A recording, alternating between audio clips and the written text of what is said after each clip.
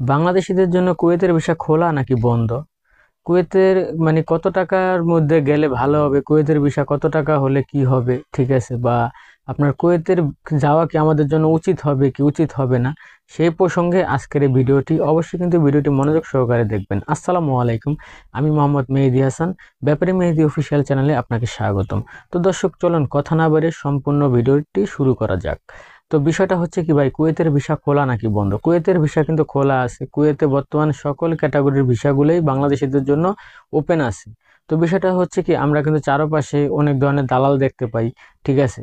তো তার মধ্যে অনেক সময় দেখা যায় কি অনেক মানুষ অনেকভাবে অনেকের কাছে প্রতারিত হয়, ঠিক আছে? আমি কিন্তু সবসময় একটা কথা বলি যে আপনারা আপনাদের আত্মীয় স্বজন বা আপনজন বা বিশ্বস্ত কোনো লোকের মাধ্যমে কাজ করবেন, যাতে প্রতারণার হাত থেকে রক্ষা পান, ঠিক আছে?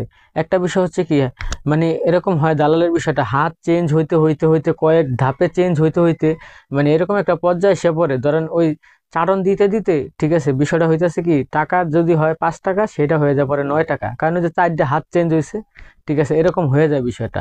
তো বর্তমানে অনেকের দেখতেছি যে 10 লাখ 12 লাখ টাকা কুয়েতের লেগে কন্ট্যাক্ট। কুয়েত হলো একটা মধ্যপ্রাচ্য আরব কান্ট্রি, ঠিক আছে, একটি এশিয়া মহাদেশের কান্ট্রি। কুয়েতের টাকার মান অনেক বেশি, ঠিক আছে? এই জন্য যে আপনি যে যাই ওখানে লাখ লাখ টাকা কামাইবেন ওরকম তো বিষয় না। ওরকম আপনার যেমনই টাকার মান বেশি, ওরকমই মনে করেন কাজ করছেন, আপনার দিব 20 পয়সা 25 পয়সা ঘন্টায়, একটা কথার কথা, ঠিক আছে? একটা গাড়ি দুইছেন, আপনার দিছে 10 পয়সা 20 পয়সা। আপনারা তো আর এই যে ধরেন একটা উদাহরণ, মালয়েশিয়া তো মিডিল ইস্ট, মালয়েশিয়ার মতো তার আপনার 15 টাকা দিব না। টাকার মান যেরকম বেশি বুঝতে হবে, টাকার মান যেরকম বেশি ওরকম আপনার পয়সা দিব, কাজের উপর ডিপেন্ড করে।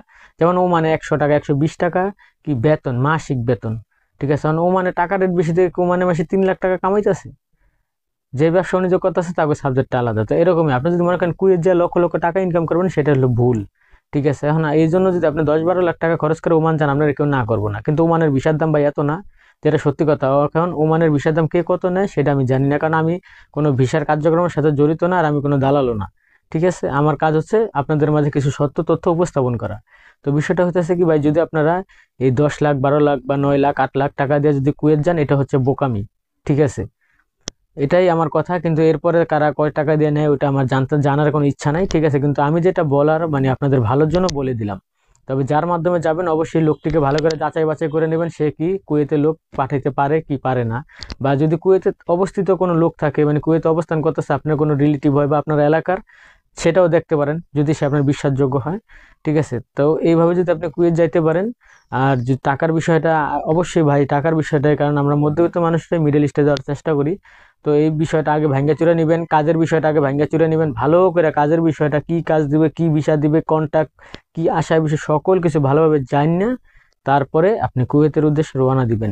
বাংলাদেশ থেকে বৈধভাবে ম্যান পাওয়ার কইরা তারপরে খুব সুন্দরভাবে কিন্তু কুয়েত যাওয়া যায়। আপনি এই পর্যায়ক্রমে প্রত্যেকটা ধাপ পূরণ করে তারপর কিন্তু আপনি কুয়েতের উদ্দেশ্যে রওনা দিবেন, ঠিক আছে? কারণ কন্ট্যাক্ট পেপারে কিন্তু সকল কিছু লেখা থাকে, আপনার বেতন কত হবে, কি আশায় বিষয়, কাজের যে কন্ট্যাক্ট পেপারটা থাকে, ঠিক আছে? তো বর্তমানে কুয়েতের ভিসা হচ্ছে, কুয়েত মানুষে যাচ্ছে, ঠিক আছে? তবে হ্যাঁ, খুব খেয়াল, আপনি একটি ভালো মানুষের মাধ্যমে যাওয়ার চেষ্টা করবেন, প্রতারিত হওয়ার হাত থেকে বাঁচবেন তাহলে, ঠিক আছে? তো দর্শক, আমার ভিডিওগুলো, আমার কথাবার্তা কেমন লাগলো অবশ্যই কমেন্টস করে জানাবেন। ভালো লাগলে একটি লাইক দিবেন, চ্যানেলটি সাবস্ক্রাইব করে আমাদের সাথেই থাকবেন। তো আজকের মতো এই পর্যন্ত, সবাই ভালো থাকেন, সুস্থ থাকেন, আল্লাহ হাফেজ।